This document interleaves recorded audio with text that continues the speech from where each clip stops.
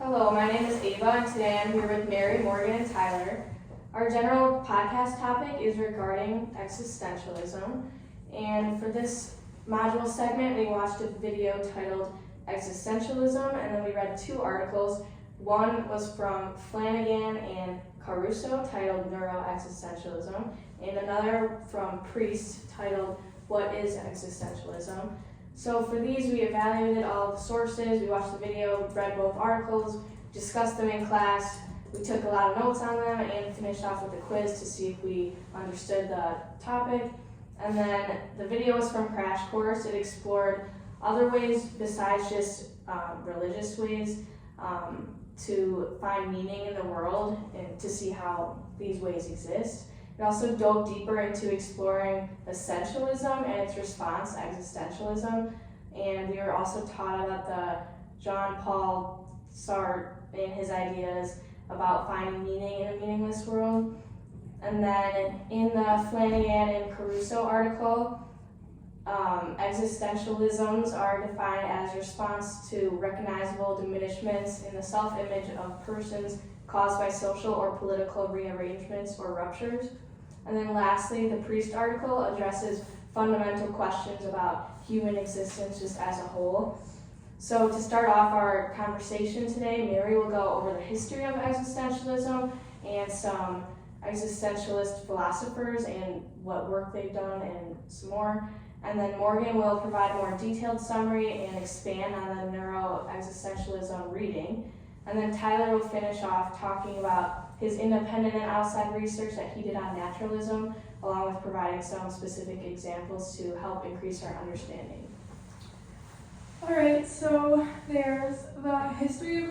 For some history about existentialism is that existentialism was most influential in continental Europe from about 1930 to like the mid 20th century. And existentialism, I just looked up the definition online, and it said that it's a philosophical belief we are each responsible for creating purpose and meaning in our own lives. Our individual purpose and meaning is not given to us by gods, governments, teachers, or other authorities. So basing off of this, I looked up some existentialist philosophers, and the three most important ones were Soren Kierkegaard, Friedrich Nietzsche, I'm totally pronouncing those wrong, and Jean-Paul Sartre. So Kierkegaard, he was alive from 1813 to 1855, and his most important works were pseudonyms, which are written under fictional names and were obviously fictional. And the issue of these pseudonyms were been that it's interpreted as a literary device, and he would kind of just use these as a constant tension between the philosophical truth and existential or personal truth. We have already seen that for existentialists, it's equal importance of what one says and the way in which something is used, and that's kind of what he focused on. And then Friedrich, he was alive from 1844 to 1900, and he believed that men in society are divided and ordered according to their willingness and capacity to participate in a life of spiritual and cultural transformation. He stresses the importance of the common as a necessary prerequisite for both the growth and value of the exceptional. These ideas kind of clash with our modern sensitivities, but we have to recognize that there are no philosophers without presuppositions, and his insistence on the value of exceptional marks his own beginning and his own understanding of his thought. And then with Jean-Paul Sartre, he was alive from 1905 to 1980, so he was the most recent one. And a bunch of people have kind of said that he is probably the central figure of existentialism, and all the themes that kind of I introduced before with the other two, he kind of brought together with his work, except with Friedrich. He didn't have much of his stuff, as his writings were mostly his views and everything, so Sartre didn't really go into those as much, but he's one of the lead existentialists, and he kind of ties all the ideas of what every existentialism philosopher has to say into one. Cool. So I looked at the article of Neuroexistentialism that was by Flanagan and Caruso, and pretty much that starts off as every existentialist article kind of does, where it talks about how existence precedes essence here. So talk about the meaning, the purpose, responsibility, choice, actions, and freedom, and how naturalism really is existentialism. I think this was a really good tie-in to some other stuff we have done here. But pretty much the article starts out by talking about existentialism. So the author had like a breakdown over what was going on in their world, and they went on this like nature walk kind of situation, and kind of discovered how they really religious feeling about this and had a really existential feeling about what they were experiencing there. And that kind of is the reason for this article. So existentialism can be broken down, kind of Mary talked about this a little bit, but they're in waves here. So there's like a first wave with Nietzsche and Kierkegaard, which is like the existence of God, which the article talks about here. Second wave, which is Sartre, Camus, and Beauvoir, which is like the common good more, which it doesn't really touch on here, but that does exist. And the third wave, which is neuroexistentialism, which is what the article is about. So it's like kind of the science behind belief, why we believe what we do. So the article focused on neuroexistentialism and its relation to science, free will, and source of like morality and soul, because there was like very religious or like transcendent beliefs that were present throughout this article. So according to neuroexistentialism, free will does not exist at all, because neurology is like brain functions. It talks about how these brain functions are controls, so you have like no soul control, pretty much. Just that's the exact phrasing of what this said in the article. So it pretty much rejects Descartes' view and emphasizes Sartre's libertarian free will viewpoint there. And then the article also kind of explored the relationship between transcendence and religious experience, which is what what the author underwent. And it tied into how belief can be explained with neurotheology and the naturalness of religion. So unlike more scientific articles, I mean, this technically is a scientific one, but it talks about how like religion and religion and existentialism can exist in this whole new field called neurotheology. And the article discussed how some beliefs can be undermined because of scientific thoughts that are like behind them. So scientific explanations can't really explain why one believes something in the first place. It just explains that beliefs exist. So it can't explain that you believe in God. It can just explain that you believe in something. So kind of making that distinction there really helped enforce the neurotheology viewpoint. It opens up a lot more of an opportunity for spiritual components. If someone is a very scientific person, they can just be, I just believe in something, but I can just pick what I believe in there. So that was really nice. And then it corresponded to the overall module because it discusses the philosophy of science. So it tied back in some stuff we'd previously done there and expanded on it with the concept of neurotheology. Alright, and so the outside research I did was on naturalism. And so just to start it off, I'll talk about how Flanagan and Caruso in neuroexistentialism talked about naturalism. Towards the end of their paper, they said that naturalism was the only game in town when it comes to neuroexistentialism, which I pretty much took as that naturalism is the best way to kind of see what neuroexistentialism is. So naturalism is a way to approach philosophical problems by looking at them through the empirical sciences. So naturalism shows that the problems that come up in philosophy are like how other philosophers find them aren't the right way, and that instead the answers to these problems can be found by using naturalistic methods. These naturalists believe that everything belongs to the natural world and that there is no reference to any supernatural or spiritual entities. They believe that everything belongs to nature and that there's one natural order that makes all of reality. In naturalism, there is a denial that there are any metaphysical aspects. In this sense, they deny that there's anything beyond human perception. In Flanagan and Caruso's reading, they say that another source of neuroexistentialism is in its denial that morality, well-being, and life's meaning have anything outside the natural world to shore them up, which is very similar to the view that naturalists have, and they both say that there's nothing outside the natural world. Alright, so now we're gonna move on to like the open discussion, and this is like a very like heavy topic, I feel like. And I feel like it's kind of like roaming around the idea of whether the world is like meaningful or like meaningless, I guess, because like why are we here type of thing, and I feel like that's what it's focusing on. So I just want to like know your guys' opinions on that. So, like, is the world meaningless kind Yeah. of question? Okay. I don't think, like, by the world existing, I don't think it's really making a difference in anything outside of the world. Does life mean something within the world? Yes. But, like, does the world itself mean something?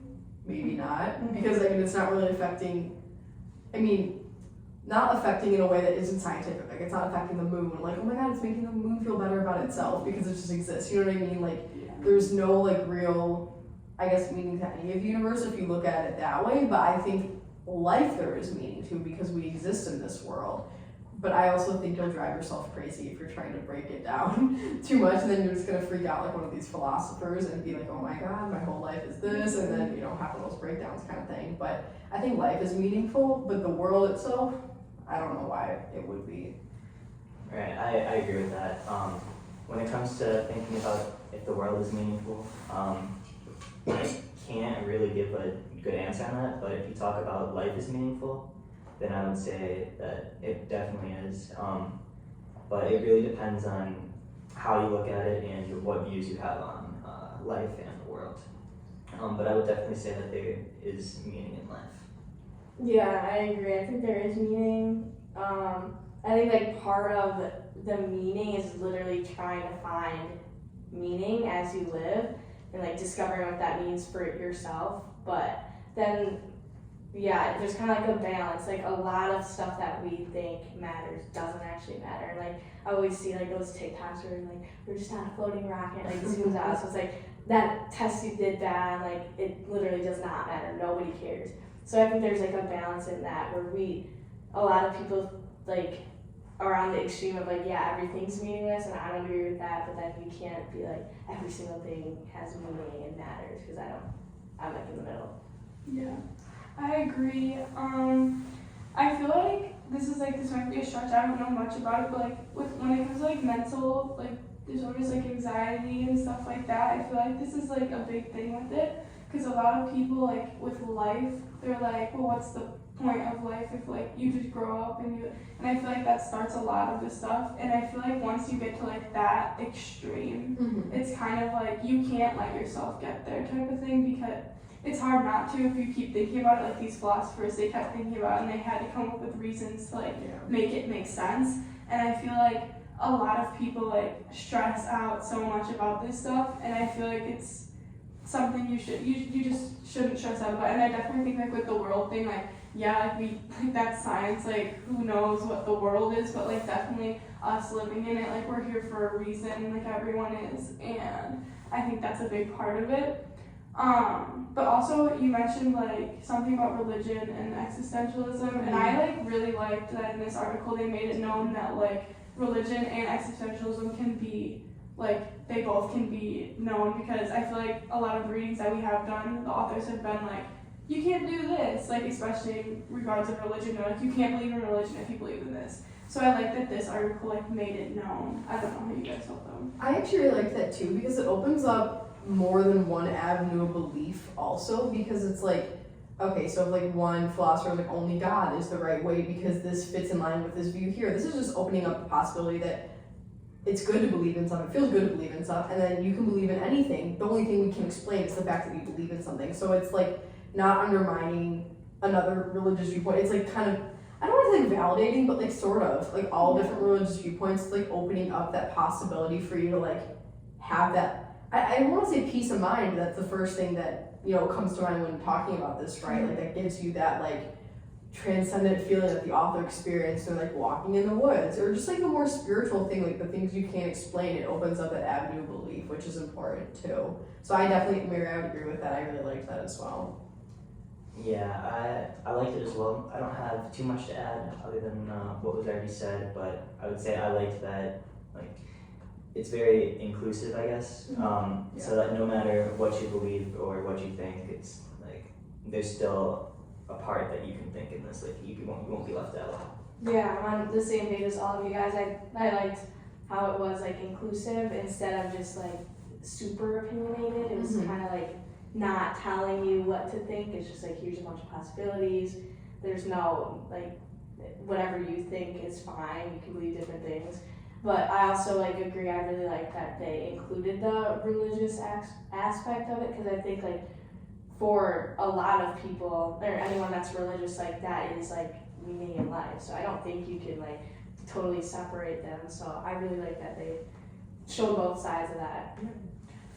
Alright, to kind of like wrap it up, I just have like one last thing. So like in class, like our professor, he kind of is like, when we don't answer a question, he's like, guys, like we do this every single time. Like, why don't you like know, like whatever. And since this is the last podcast, like I think we could all answer like why we don't answer in class. So like for me, like I answer sometimes, like, but like honestly, I'm not a big philosophy person. I have anxiety, so I don't like thinking about this stuff. Like it just bothers me. So I usually like I kind of fell off at the end of like this. Like I used to like participate a lot. But I think you do a good job. Yeah, you do. I never I try, but like I've given up lately because I'm like I try really hard because I want to be a teacher, so I try to participate, but like I just can't fully like lock my. I just read off like what the paper's saying, but I tried Yeah. to participate. I think you did a good job. So I'm just gonna say that. But for me,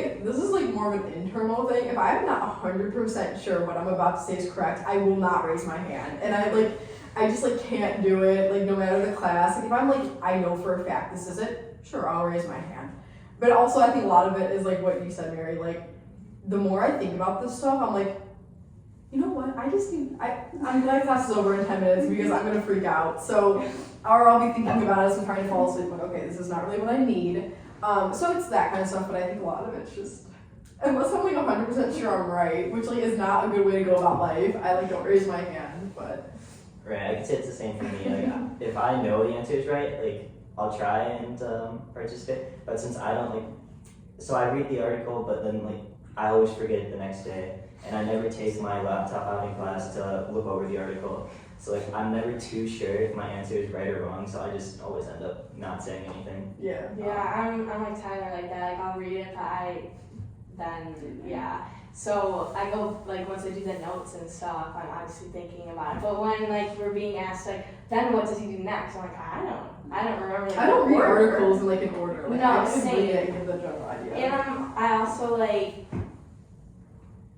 This sounds like bad, but there's like a generation gap. So like when our teacher asks us like, how many of you guys like poetry? I'm like, not that many people like poetry. Like, how many of you guys do art? Like, that's not really what we do. So maybe that's just why like nobody raises their hand, because like they genuinely just don't do that. Like I remember everyone was like, we watch sports, we do that. Like I think it's just like different stuff. Or like no one listens to like Kendrick Lamar anymore. Like, stuff like that. Yeah. But I'm definitely paying attention, and I like the I'm classes. absorbing, maybe a little too much. Yeah, right. No, it's very interesting. Yeah, I just thought that was like a good closer since we're talking about like meaning, like that's Yeah, our no, I like meaning that. behind stuff. So thanks for listening.